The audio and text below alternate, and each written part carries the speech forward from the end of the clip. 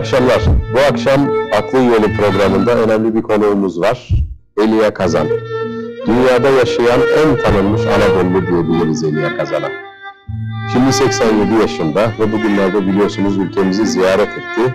İstanbul Kültür ve Sanat Vakfı'nın yaşam boyu çalışmaları için bir ödül aldı. Ve Elia Kazan'la İstanbul'da bulunduğu süre içinde beraber olduk. Eski bir dostluğumuz var. Kayseri'ye gittik. Çünkü Manhattan'daki evinde Kasım ayında bana Germir'i görmek istediğini, Kayseri'yi görmek istediğini söylemişti. Ben de festivalden sonra gideriz demiştim. Ve oraya bir ziyaret yaptık. 3-4 gün oralarda kaldık. Ve Elia Kazan 1-2 gün önce Amerika'ya döndü. Aslında Elia Kazan'ı anlatmak bir programa kolay kolay sığmaz çünkü yalın kat birisi değil. Sanatçı olarak, kişilik olarak çok kompleks bir yapısı var. Ben 10 yılı aşkın bir süredir yakın dostluk yapmama ve kitaplarını okumama, filmlerini görmeme rağmen hala üzerinde düşünüyorum kişiliğini anlayabilmek için. Zaten kendisinde böyle bir çabası olmuş, kendisi de tam olarak anlamış değil kişiliğini. Bir Yaşam adlı Amerika'da ve bütün dünyada bestseller olan çok satan bir otobiyografi yazdı. 800 küsur sayfa ve bu sadece öz yaşam öyküsünü anlatmıyor. Kendi kendisiyle mücadelelerini, eşlerini, aşklarını, politik görüşlerini deşmeye çalışıyor. Bir anlamda bir Dostoyevski kitabı gibi bir edebi nitelik taşıyor. Yani aynı zamanda Elia Kazan'ın yaşamı, Amerika'nın bir dönemine tanıklık eden bir kitap, bir yandan da bir edebiyat eseri.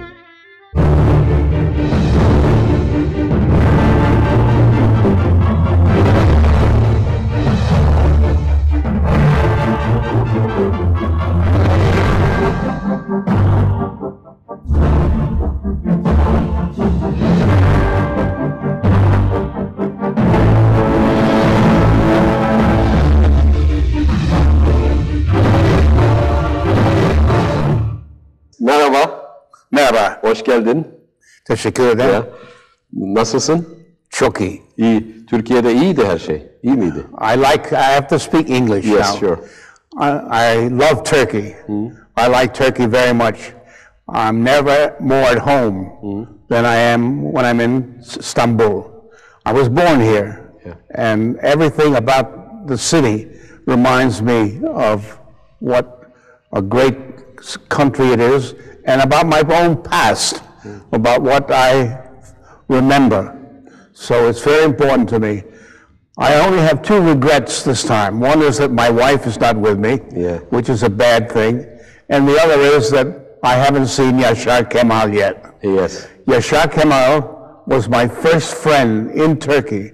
In the first year I was here, before I knew anybody else, Yaşar and I, in an automobile, toured Turkey. You went to Sparta, I think. Sparta. We went to Sparta, we went to many places, but all the time where we went, he talked with people. He was part of the people of Turkey, and he was adored. They loved him, and I like him very much too because it was a new experience for me hearing him tell stories about Turkey. He spoke about his memories as though they were part of the folk history of Turkey. And I admired him very much. And that was my first experience in Turkey. Before I knew I even would have come back here, I wasn't sure I would come back. But I did come back, and I think partly because of him, I regret very much that he's not here now because I would like to embrace him and put my arm. But once you told me that you feel yourself as an Anatolian. I was. What does it mean? What it means is that Anatolia, as I understand it, had people of various racial backgrounds in it. Cultural. There were Greeks there, and there were Serbs there, and there were Turks there, Armenians, and there were Kurds there, and there were Armenians there. But they were all people who lived in Anatolia. And Anatolia, therefore, had a special problem, which is to make everybody there happy, functioning happily, and not quarreling, not fighting. But you say, let's be like Anatolians, let's love each other and understand each other. The human race has that problem of understanding the other members of the race and not quarreling with them, but saying, what the hell is important in life except friendship? Yeah. The only thing I feel a little disturbed about this time is I notice that the position of women in Turkey is not as good as it should be. Yeah. And if I were a girl, a woman, and a young man, I think I would become a feminist here and try to do something to say what I thought. Yeah, but let's talk a little more about the Anatolian. You mean that once upon a time there was a synthesis here, a kind of a harmony between different cultures and race and the sometimes, people, but also some. I don't think too much harmony is important. I think a certain amount of conflict is good in life. I don't feel that as a loss. But I do feel that we understand each other. Yeah. For example, I understand the Armenians. Yeah. When I read about Azerbaijan, I say those are people that could have been here. There were many Armenians there. And I understand Armenians from my knowledge of Turkey. And I think, I don't know what the solution is. But it isn't a very impossible solution. It's a matter of just listening to each other and saying, what do you feel, what do you think? And that's what's important. Your family moved to the United States when you were 4, I think. Yes, you want to know about my history? 7 Eylül 1909 yılında Kadıköy'de dünyaya gelen İlyas Kazancıoğlu, Kayserili bir ailenin çocuğuydu. Baba Kazancıoğlu, halı ticaretiyle uğraşıyordu. I was born in Kadıköy, and when I was 4 years old, my father wanted to make more money, and he took me and my mother and my young brother to America. My father sold rugs. Kazancıoğlu ailesi Amerika Birleşik Devletleri'ne göç ettiğinde İlyas henüz 4 yaşındaydı. Kayserili Kazancıoğlu ailesi için Amerika bir fırsatlar ülkesi, İlyas içinse baskı dolu günlerin başlangıcıydı. İlyas Kazancıoğlu bir yandan yabancı ve göçmen olmanın getirdiği sorunlar, diğer yandan da ailesinin katı disiplin içinde büyüdü. Ancak zaman içinde ortama uyum sağladı. Bu değişimden adı da etkilendi. Yıllar sonra bütün dünya onu Elia Kazan olarak tanıyacaktı. 1930'lu yıllarda yaşanan büyük ekonomik buhran Elia Kazan'ın ailesini de etkiledi. Elia o dönemde bir yandan üniversitede okuyor, bir yandan da çalışıyordu. Yale Tiyatro Okulu'na devam eden Kazan, 1932 yılında sol eğilimiyle tanınan Grup Theater'da aktör ve sahne amiri yardımcısı olarak çalıştı. Battığımız gün, you're using this as a phrase. Battığımız gün. Yes, battığımız gün. He used to say it about me. He had hopes that I would be a certain type of fellow, and then he looked at me and battığımız gün. Yes. What kind of a son did I produce? And is it for you, this sentence, this phrase? I think he used the expression many times, but in relationship to me, he had hopes that I would go in the rug business myself. And instead of that, I went into the theater business. So he said, battığımız gün. He didn't like the idea. Well, what could he do? Elia'nın sanat dünyasına girdiği gün Kazan ailesinin battığı gün olmadı. Çünkü Elia ödüllü ve başarılı bir yönetmen olmakla kalmayıp sanatçıların da para kazanabileceğini ailesine ispatladı. Kazan o yıllarda Komünist Parti'ye katıldı. Ancak bu macera daha sonraki yıllarda Kazan'ın başını epey ağrıtacaktı. Kazan meslek olarak tiyatroculuğu, ideoloji olarak da solculuğu seçmişti dedik. Gerçekten Amerika'daki Komünist Partisi'ne giriyor ve aktör Silipti'yi kuruyor ve burada metot adlı bir oyun stili geliştiriyor. Bu biraz devrimci içerikli bir oyun stili ki bu oyun stiliyle bu Silipti'den Amerikan sinemasının daha sonra uluslararası planda üne sahip olan birçok oyuncusu yetişiyor. İşte Marlon Brando, Montgomery Clift ve Joe Mistin gibi aktörler Kazan'ın kurduğu bu oyunculuk okulunda yetişti. So you're the founder of Actors Studio with Lee Strasberg, I think. No, I started it. You started with it. Robert Lewis. With Robert Lee Strasberg came in 5 years later. I met Robert Lewis at your home. Yes, that fellow, yeah. That fellow. You started... I started it with him. We were walking in the park one day and we said, why don't we get all the actors together and make some learn from each other. Learn from each other. And what was the importance of Actors Studio then? Because it became the most famous acting school in the world. It took quite a while, but it became the most famous acting school. Yeah. Yes, it's true. Yeah. What was? I think it had something to do with the fact that that I was successful, and they saw my movies, and they said they came out of the Actors Studio. Not necessarily, but James Dean and so forth and so forth. James Dean from Actors Studio too. Did you discover him there? You did what? Did you discover him there at the school? His mother and father discovered him. Yes, I discovered him. Yeah, you. And also Marlon Brando? Marlon Brando was a friend of mine. He's a young actor. He was in the Actors Studio. Yeah. He was a wonderful young actor.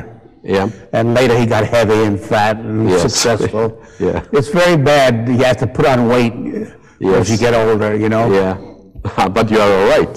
You're all right. Because you are an Anatolian. I'm very careful with it. You are not American, you are Anatolian. Yeah. That's why you keep your figure. Elia Kazan için Actors Studio'da yetişen Marlon Brando'nun ayrı bir yeri vardı. Kazan hayatını anlattığı kitabında Brando'nun kendisi için bir mutluluk kaynağı olduğunu anlatıyor. Marlon bana mutluluk veriyordu. Arzu Tramvayı'nda kendi benliğinin bir versiyonunu oynamıştı. Oysa Viva Zapata'da bir tipleme yaratmak zorundaydı. Bir köylüyü oynuyordu. Başka bir dünyanın insanı. Bunu nasıl yapıyordu bilmiyorum ama yapıyordu işte. Marlon'un yeteneği kendi bilgisini de aşar. Kazan bu kitapta sinema dünyasının unutulmaz savaşını Marilyn Monroe'yu da anmadan geçmemişti.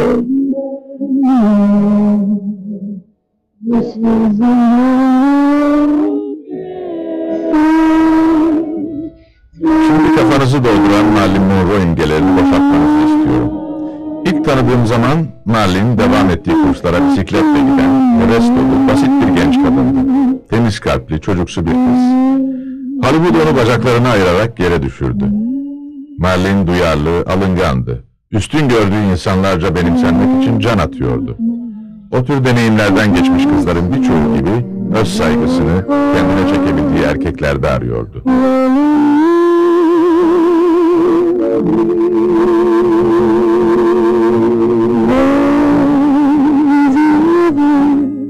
Marilyn Monroe acted in your movie? No. No. No, she was your friend. Well, sort of. Not very close. No. And James Dean were talented, or how did you? He was very, very, very talented. Yeah. Very talented. But he was also very erotic. Oh yeah. Erratic. Uncertain. Yeah. And his main desire when he became a successful actor was to buy a horse. Yeah. And he bought a horse and kept the horse on the lot where we were shooting. Right here. And he would say, "Can I go ride now?" And I say, "Yeah, you can go." When you were making East of Eden. Yes, right? That's it. Correct. Hani işe yaramayacaktı ha? Çok iyi oldu.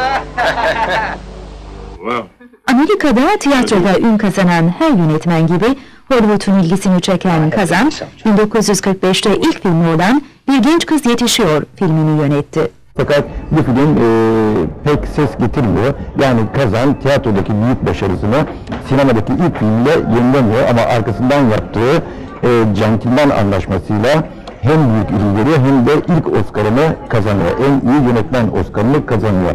Elia Kazan'a kaç Oscar aldığını sordum. Oscar önemli bir şey biliyorsunuz. Bir film sanatçısı için yönetmen olsun, oyuncu olsun herhalde ulaşılabilecek en büyük noktalar Cannes Film Festivali'dir. Ondan da öteye bir tek Oscar var. Daha büyük bir şey yok. Kaç Oscar ödülü aldığını sordum. Çünkü filmleri çok Oscar aldı. Mesela On the Waterfront, Rıhtımlar Üstünde filmi 8 Oscar birden kazandı. Bu sinema tarihinde az rastlanan bir şeydir. Fakat kendisinin yönetmen olarak aldığı Oscar'ları sordum. Biraz düşündü. 2 tane galiba dedi. Dedi ki bir tanesi Rıhtımlar Üstünde ama öbürü hangi filmden? Bu sefer epeyce düşündü. Dedi ki sonunda galiba dedi Gentleman's Agreement'la almıştım ama o kadar iyi bir film değildi dedi.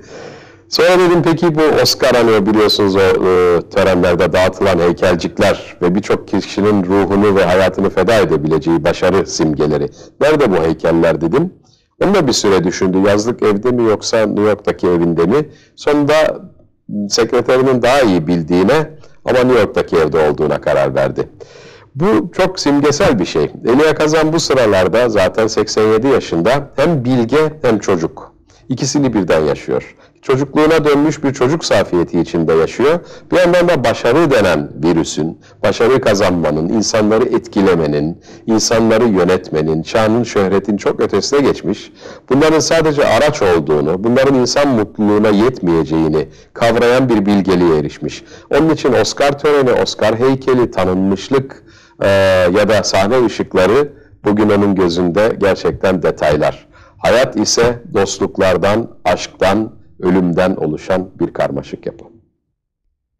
Elia Kazan ilk Oscar'ını aldığı bu filminde Amerika'da Yahudi olmanın zorluklarını ve gizli ırkçılığı ele aldı. 1951 yılında Kazan İhtiras Tramvayı filmini çekti. Bu filmdeki başrolü Marlon Brando'ya verdi. Yönetmenin önemli yapıtları olarak bilinen Viva Zapata ve Rıhtımlar Üzerinde filmlerinde de Kazan yine Marlon Brando ile çalışmayı tercih etti. Rıhtımlar Üzerinde filmi 8 dalda Oscar ödülü aldı. Elia Kazan'ın siyasi kimliği bu filmlerden sonra çok konuşuldu. 1950'lerde her Amerikan entelektüelinin ve sanatçının başına gelen olayla karşı karşıya yapılıyor. Kimilerine göre Kazan hayatının hatasını yapıyor, kimilerine göre ise çok akıllı ve mantıklı davranarak işin içinden sıyrılmasını biliyor. Bu olay nedir? Başkati'nin cadı kazanı, yani diğer bildiğinle Amerikan Aleyhtarı Etkinlikleri Soruşturma Komisyonu'na ifade veriyor.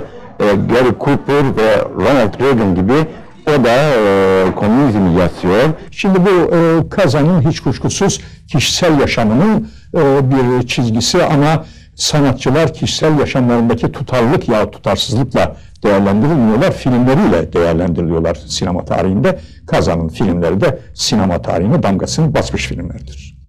Elia Kazan adı geçtiği zaman Türkiye'de ve dünyanın her yerinde de bir politik konu gündeme geliyor. O da Amerikan Aleyhtarı Faaliyetler Komisyonu'nda verdiği ifade. Fakat ben 87 yaşındaki sanatçının ve 21. yüzyıla gireceğimiz bu yıllarda 1952'deki olaylarla bu kadar fazla yıpratılmaması gerektiğini düşünüyorum. Çünkü koşullarını da tam olarak bilmiyoruz. O insanların aralarında neler olmuş, nasıl geçmiş ve nasıl şeyler olup bitmiş. Çünkü dediğim gibi karmaşık bir yapı insanoğlu. Elia Kazan daha da karmaşık bir sanatçı ve kendisiyle hesaplaşmaları var.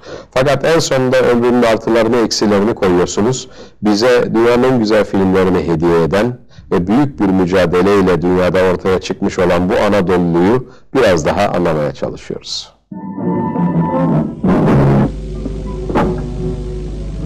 Ne zaman doğru dürüst bir bıçak alacaksın? Bu sende kalsın. İzin verirseniz Sayın Başkanım. Ekmeği mısır unuyla yaparız, sabırla değil. Sabır bize toprağımızı geri getirmez. Which one is your best movie? Which one do you like most? I don't have that. I don't have that feeling. They're all good. They're all good. Viva Zapata?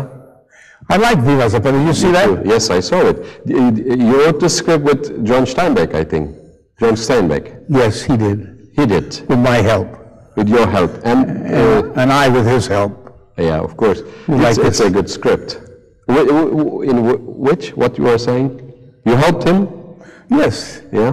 For the script. A director has to know something about writing. Yeah. He has to help the writer. Yeah. Because if he doesn't, nothing happens.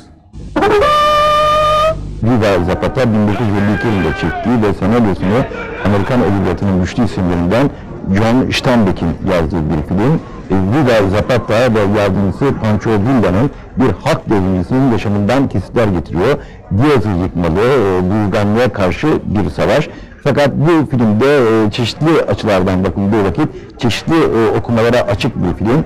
Bir yandan halk devrimcisinin yükselişi, diğer Tansa kötümser, karamsar bir durum ortaya koyuyor. Bu karamsarlık nereden kaynaklanıyor?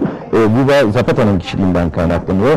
Her devrinin neticeye ulaşmayacağı veya iktidarı ele geçirenlerin bir gün yozlaşarak girdikleri düzeye geldikleri vurgulanıyor. You made On the Waterfront with Marlon Brando. With Marlon Brando. Was it before East of Eden? Before East of Eden. Yeah. What was your last movie? Well, last movie was the Tycoon. Tycoon, yeah. With Robert De Niro? Yes, with Robert De Niro. Yeah. And how A was very it? good actor. Yeah, he's a good actor. Very hard-working, very good actor.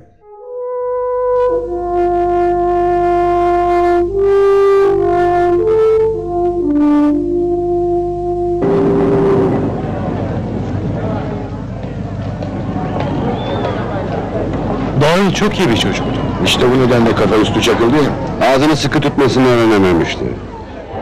Tırtımlar üzerinde bence Elia Kazan'ın başyapıtı, en önemli filmi. 54 yılında çevrildiği bu film. Ve bu filmde Marlon Brando ününün yahut başarısının doruğuna ulaştı. Tabii yine Kazan'ın yönetiminde. Ama film yapılır yapılmaz, gösterime girer girmez Amerikan aydın kamuoyunun büyük bir tepkisini çekti. Çünkü Kazan'ın suçladığı, filme konu aldığı New York Liman İşçileri Sendikası'nın Amerika'nın en dürüst, en sağlıklı, en sağlam sendikalarından biri olduğu öne sürüldü. Ve bu filmde Kazan'ın ve senaryo yazarı Schulberg'in kendilerini aklamaya çalıştıkları bu Hollywood'daki işte Anti-Amerikan Faaliyetler Komisyonu'na verdikleri ifade nedeniyle kendilerini temize çıkartmayı savunduklarını söylediler. Film Oscar'lara boğuldu. 8 Oscar ödülü aldı. Az rastlanan bir olaydır.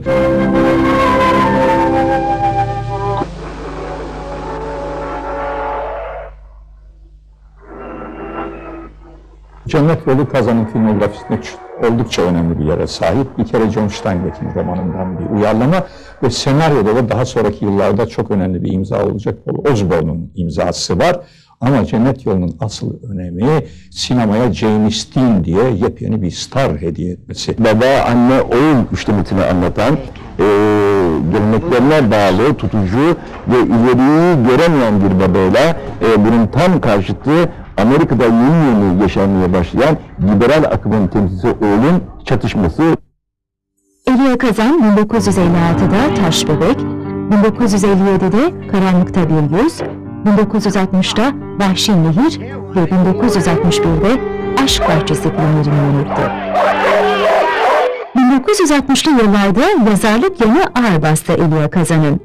2 tanesini sinemaya uyarladığı ve aynı zamanda yapımcılığını da üstlendiği 3 bestseller yazdı. Ünlü yönetmen, yüzyılın başında Anadolu'dan Amerika'ya gitme özlemini gerçekleştirmeye çalışan bir Rum gencinin hikayesini anlatan Amerika'yı 1963 yılında çekti. Your family, your roots are in Kayseri, right? From your father's side or your My grandfather. Your grandfather. And my father too. Yeah. But my uncle, the story goes that he used to sell charcoal, and I never knew him, so I never checked on the story. But they sold rugs. Yeah. From the very beginning, a few rugs. Do you know the bazaar where they're going tomorrow? In Kayseri. Yeah. We're going to the bazaar. There's not a big bazaar. Yeah. But there, my uncle had he was selling rugs there. A little store, Yeah. and he had rugs here and Yeah. charcoal. He made a living. You are talking about Shishmanoğlu family, was it? That's my mother. Yeah, that's your mother's my mother. family, and your father's family, Kazancıoğlu. Kazancıoğlu. Kazancıoğlu. Yeah, that's great. Kazancıoğlu. Because of the name, I think the people think that you have Armenian origin. No, I'm not. No, you're not. You're Greek origin. I'm an Anatolian Greek. Anatolian Greek, yes, Anatolian Greek. And you have some friends, Anatolian Greeks in New York? Do I? Yeah? No, not really. A few. A few. They don't talk about it much, but Anatolia. I talk about it. Yeah, you talk. I've been here a lot, and Yeah. I love Turkey. But when did you come again to Turkey? When did I come? I don't know, about 25 years ago. 25 years One of the ago. first things I ever did was come back here. You made America? before that, Yeah, before that. I was very curious about where I came from. My name is Elia Kazan. I am a Greek by blood, a Turk by birth, and an American because my uncle made a journey. Amerika son dönem filmlerinden Elia Kazan'ın ve Elia Kazan'ın çok önemsediği bir film, çünkü Elia Kazan'ın kendi öz yaşamından kaynaklanan bir olayı anlatıyor. Elia Kazan'ın, daha doğrusu ailesinin Türkiye'den Amerika'ya göç edişini ele alıyor. Kazan'ın görüşüne göre Osmanlı İmparatorluğu'nun çöküş döneminde, ya parçalanış döneminde azınlıklara yapıldığını öne süren baskıdan yola çıkarak bir ailenin, bir Rum ailenin Türkiye'den Amerika'ya ulaşabilme macerasını işliyor. Destansı bir hava yaratmak istiyor Elia Kazan. Amerika'da olsun, Avrupa'da gösterildiğinde olsun, Kazan'ın öbür filmleri kadar ilgi görmediği bu film.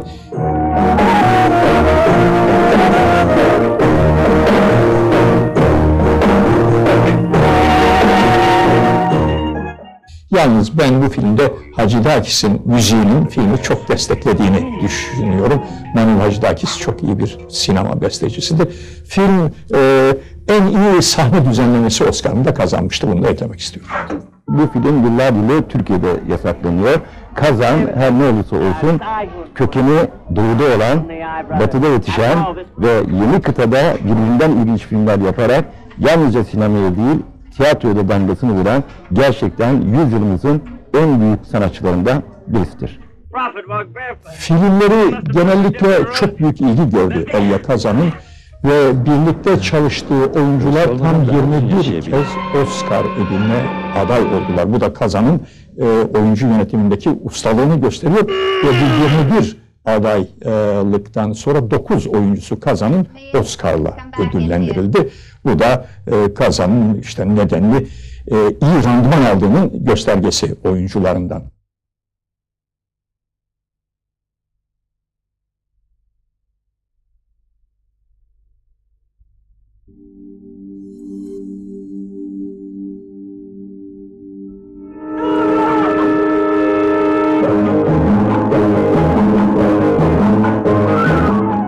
Kazan sadece filmlerinde değil, kitaplarında da Anadolu'yu, Anadolu insanını anlattı. Hayatını anlattığı kitabında ana babasının doğduğu topraklara yaptığı ziyareti şöyle özetliyordu. Ertesi gün annemin ailesinin kasabasına gitmek istedim. Germir kentten 9 mil kadar uzaklıkta sap bir tepenin dibindeydi. Parke döşeli ana yolun iki yanında bir zamanlar herhalde çok güzel olan evler dizilmişti. Bunlar varlıklı Rum tüccarlarının evleriydi. Savaştan sonra Rum ve Türk halklarının değiş tokuşu yapıldığında boşalan bu evlere Türkler yerleşmiş, evleri bakımsız bırakmışlardı. Gene de kapıların kenarlarında güzel taş oymaklar, pencerelerde özenle işlenmiş tahtadan harem kafesleri vardı. Mahalleliler benim kim olduğumdan habersizdiler. Gene de bir yabancı konuğa, hele de yanında valiyle gelen birine hoş geldin demek için kadınlar kapı önlerine çıkarak bize sıcacık pideler sunuyorlardı. Korkusuzdular ama birinin baktığının farkına vardıklarında hemen başörtülerinin ucuyla yüzlerini örtüyorlardı. You see the big difference. You are telling me that Turkey is an active country and it's developed a lot. I'm very impressed with the way this country is developing and the way it's grown and the buildings and the factories and so forth that exist now that didn't exist before. I mean, I can see where Turkey is making its own wealth now, and I'm very impressed with it. I like the country very much, and I'm very hopeful about it. Yeah. And once you told me that Tennessee Williams was your best friend in United States. Oh yes, he was. Yeah, he was. He must have been. I mean, of course, I didn't meet him, but his plays are really deep. You like his plays? I like his plays. Yeah. And he wrote a letter to you. You quoted in your biography, autobiography. I quoted in my book, I think. Yeah. Book. And can you tell something about? Could you tell something about Tennessee Williams? Well, yes, he was a man of enormous sympathies with the unfortunate people. Anybody who was in trouble, he would help. Yeah. And he was very close to me. We were like brothers. Yeah. But he died, unfortunately. He died, unfortunately, yeah. And what about, you go see movies in New York, and what do you think about the cinema now? The new films and new... I just hope that the young people will make more movies. The thing that's happened in New York, if I just take a minute to say this, is that the big studios have lost their power. Yeah. They no longer exist the way they were. And it's important now for independent productions to start. That means not only in New York, but everywhere in the world. Movies are not hard to make. What's hard to make is a good movie. Yes. But just a movie is very simple. There isn't much to it. Yeah. It's a story and a few faces, and you've got a movie. Mm-hmm. But what's difficult is a good movie and a theme. What's missing in the movies now is the lack of theme. You say, why? What is it about? Why the hell did they make the movie? Yeah. Why do they want to make it? What are they trying to say with the movie? And that's getting less and less and less important. Yeah. Do you The understand? lack of story, good story and good... Well, no, it's just, I don't know what it's for, but they don't stress theme. Yes. In my day, when I was doing, not only me, but other actors, other directors, other writers would say, here's what we're trying to say. And if you try to say something, then you have to say it. Yes, because you were making movies for the public. But you know, in certain period, especially in European cinema, directors wanted to make movies for themselves and for their intellectual circles. That's for you. I always made it for myself. Yes, I never did anything. I'm a very self-centered man. You made it for yourself. I believe in what I'm doing. Well, that's a different thing. You believe in that, but you were doing films. I made it for myself. That's right. Not for the public. Oh no! I wanted the public to like it. Yeah, sure. You're wrong about that. I wasn't that way. I'm not. I wanted the public to like my movies. I wanted the public to listen to me. Sure. I was saying this, you know. Yeah. In your home in Manhattan and in your room upstairs, you put a lot of photographies, a lot of pictures from Turkey, from... Have you been there? Yes, of course. It's remarkable, isn't it? I have pictures of all my friends. Yes. And all my children. Museum, yeah? I have 6 grandchildren. I have 5 grandchildren. I have 6 children. Yeah. I have a lot of people everywhere, and it means a lot to me. Yeah. Okay, and you want to add something? No. The message for Turkish I just people? repeat, I'm happy to be in Turkey. Yeah. I'm happy to see you. Thank you. And I have many friends here, more than I have in any country except America. And Turkey means a lot to me. Kazan bu filmden 6 yıl sonra Kader Değişmez filmiyle bir göçmenler ülkesi olan Amerika'da kendi yurdundan kopup gelmiş kişinin geçmişle olan bağını ve hesaplaşmasını ortaya koydu.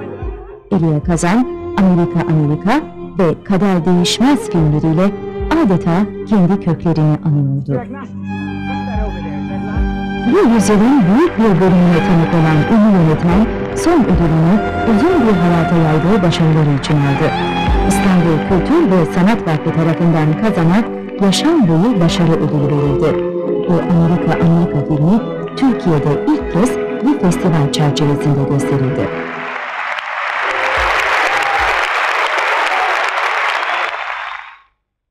Elia Kazan, Türkiye'ye sadece bu ödülü almak için gelmedi. Aslında onu uzun seneler sonra ülkemize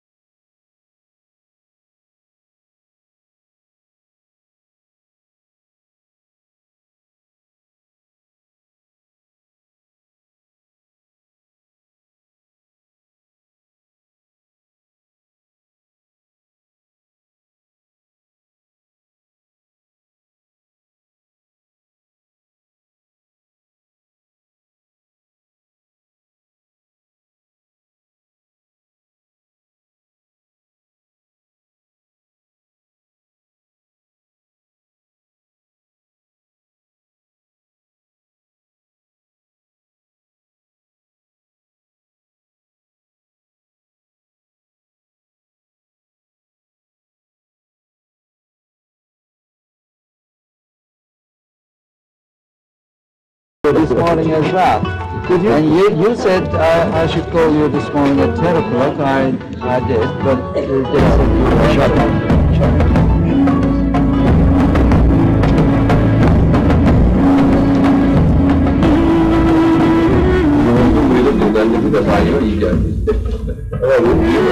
Thank you. You were wonderful today. Tequila, everything. It is Kayseri, you know. You can find everything. Yavaş yavaş.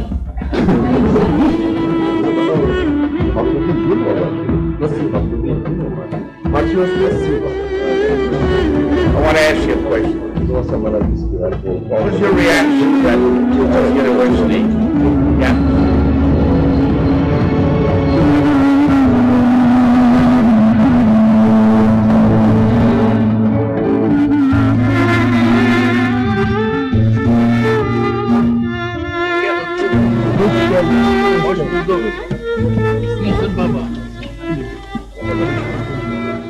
Ben muhtar buranın.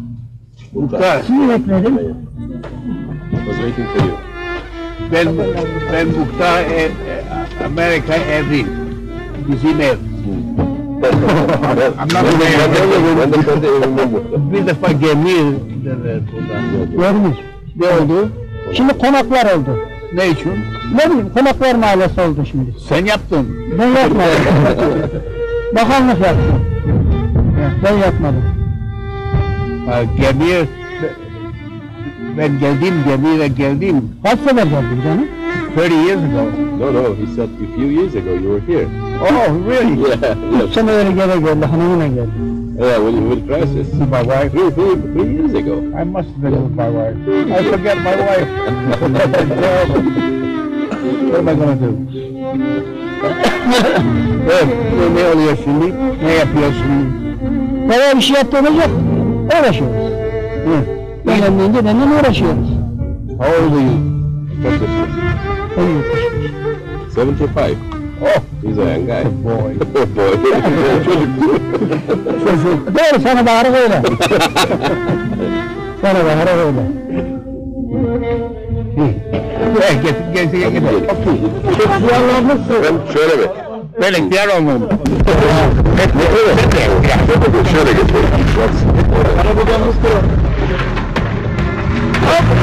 This is I got older.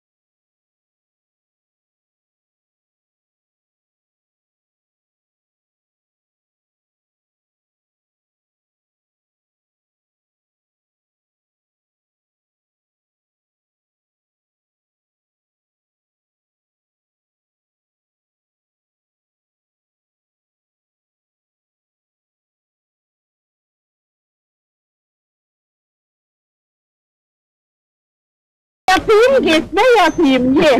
Böyle. Buyurun oturun. Yavaş gidiyoruz şimdi.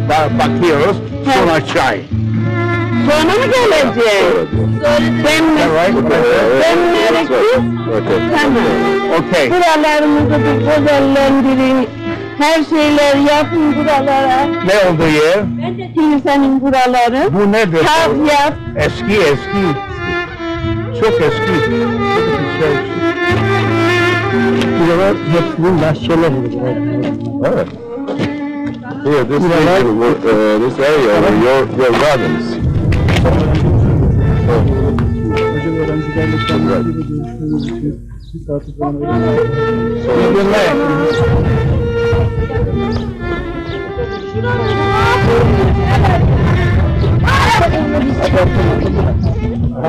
mi? Merhaba, hoş geldin. Nasılsın? Çok iyi. Evet. Evet. Evet. Evet.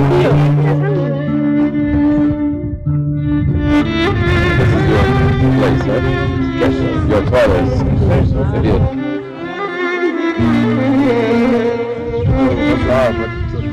You have to make your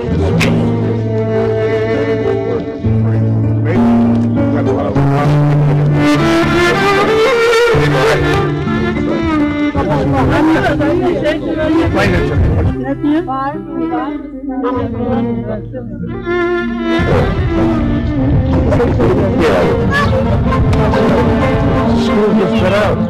Yes, school. Take a photograph.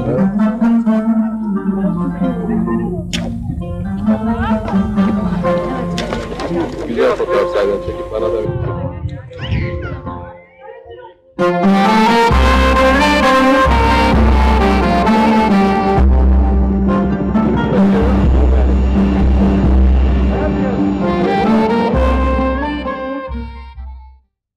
Geçmişini yad etmek için yaptığı Kayseri ziyaretinden bahsederken Elia Kazan'ın gözlerinde hüzün vardı. Ancak içindeki burukluk Kazan'ın yüzündeki tebessümü yok edememişti. Tell me, what shall I do? You have to do anything. I'll do No. talk. Don't worry about it. Yes, but as a director, tell me what to do now. What to do now? Yes. Wait. How wait? Wait for me to talk. Okay, yes. Are you ready? Is the camera? Yeah, that's running. Good. Then we're all right. Then we're going to have a little talk. You and I'll talk to you. You talk to me. And the first thing I do, I'll thank you for your hospitality and your warmth and your friendship for me. And also for America. No, thank you.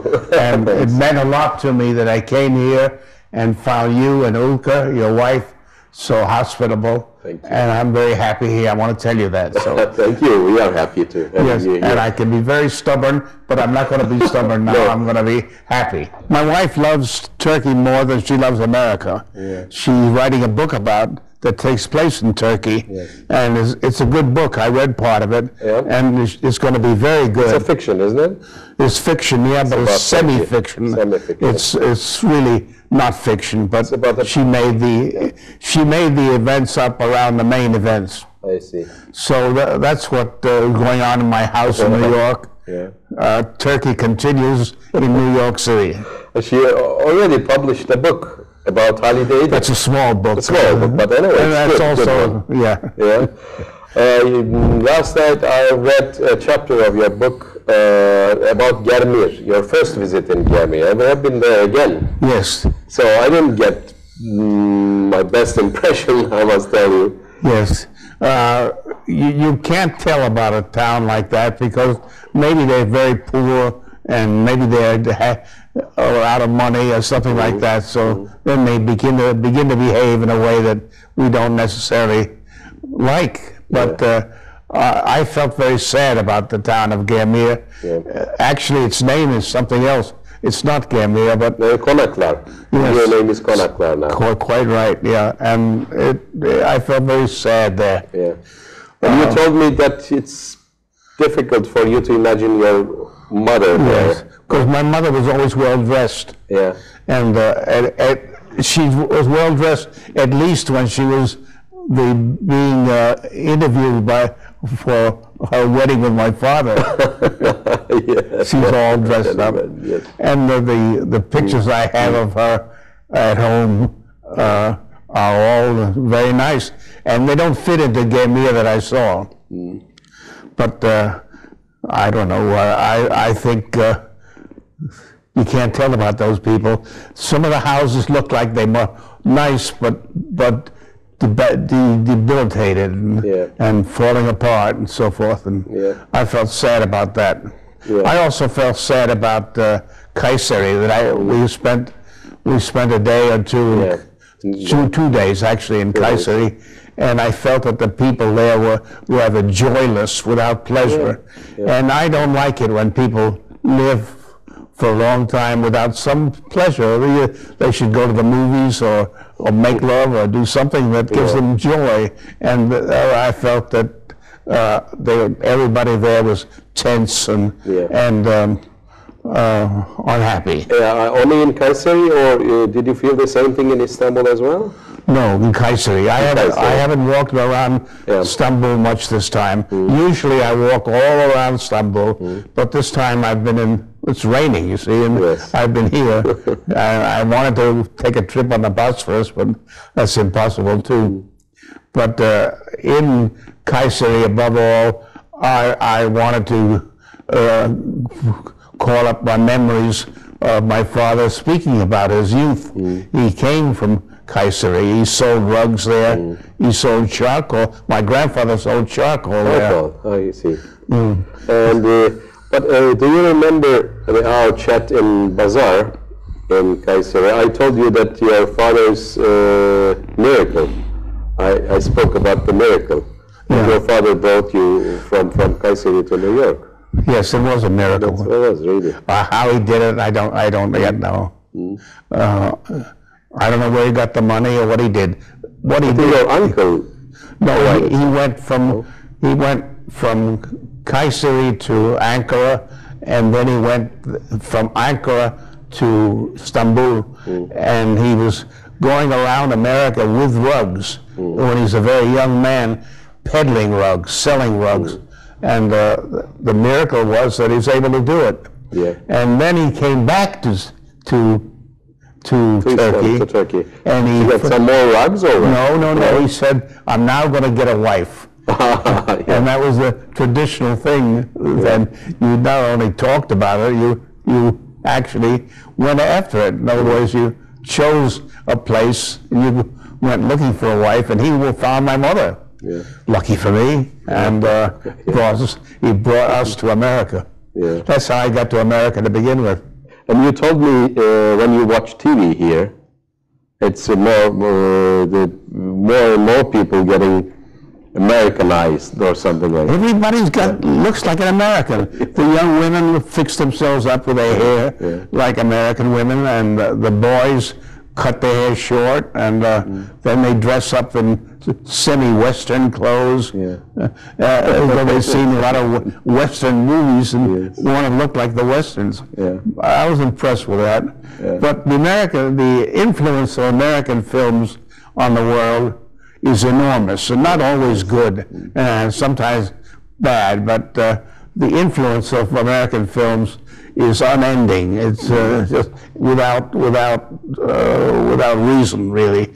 And the French have resented it. They have said, we don't want this. We don't want to be dominated by America. They restrict the distribution of American films. The French. Yes, they resent that, and they're right.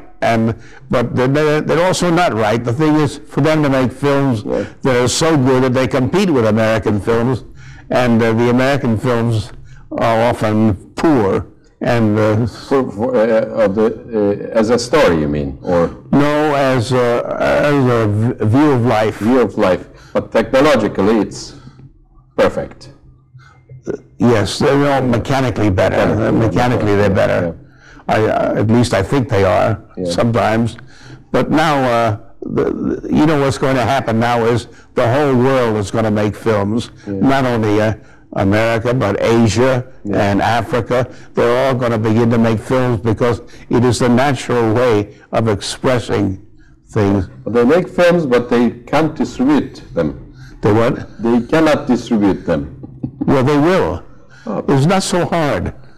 The Americans have made big things of it. Big thing of it with blonde actresses and showing the breasts and things like that. But it's really not that. It's not necessary. People want story more than anything else. They want a good story, and they want, above all, theme.